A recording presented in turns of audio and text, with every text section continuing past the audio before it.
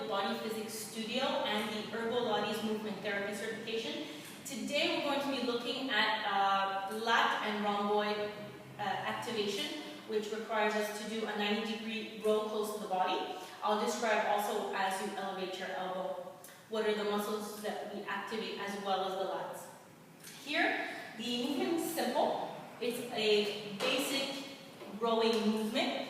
The positions we take on the glide board and the level at which we place the glide board will differentiate where we work and what the stabilizing muscles are. Beginner position with zero rotation. Rotations are great for activating obliques and having a spinal flexion, but if someone has herniated discs or bulging discs, we have to be careful on the rotations that we activate and what level we place the person. So this is at level 4 on the GTS.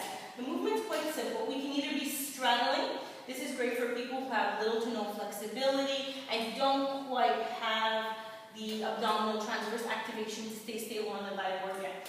And we're simply rowing. And depending on the angle, if I place my pulley pins higher, I would get different fibers on our latissimus dorsi on our lats. So here, we can also do it unilaterally, so we're doing it one side. Here I'm adding a little bit of a spinal rotation to go get my internal and external obliques, but still keeping my elbow at a 90-degree angle. If I wanted to get a little bit more of inferior traps, the middle of your back, and a little bit more posterior delt, I simply change my angle. And the higher I go, the less of my lats are in the actual movement, and I'm getting additional muscles in my back. Here, what's fun about this movement is I can alternate because of the flexibility of the total gym. I can work 2 different fibers at the same time. Here, we also have different levels at which we can place ourselves. So a beginner would straddle. Someone who has hip flexibility, who wants to work their flexibility at the same time, we call this Indian sit position. We can be on our knees, which does require a lot of flexibility in the quads and the ankles, even though it doesn't appear so, and I could continue the movement.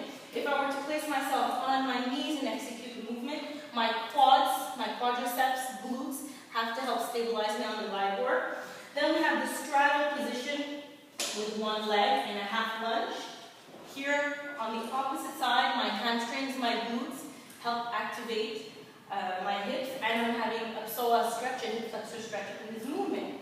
We also have the option of attaching both pulleys together to increase the resistance instead of simply elevating the GTS or adding additional weight.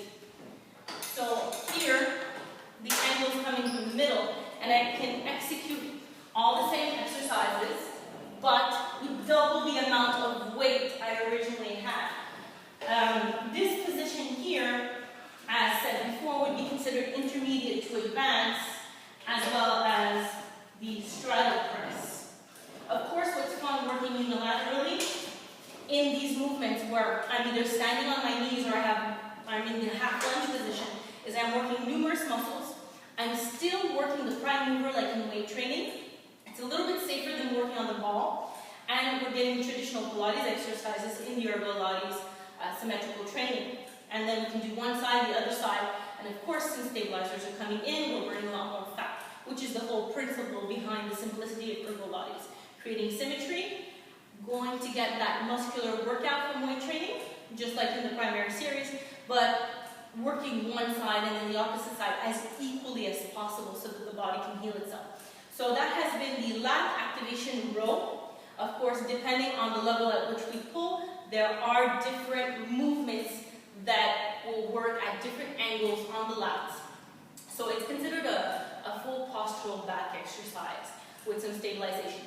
So this has been Christina's for Studio Body Physiques and the Ergolates Movement Therapy certification. Thank you and have a good day.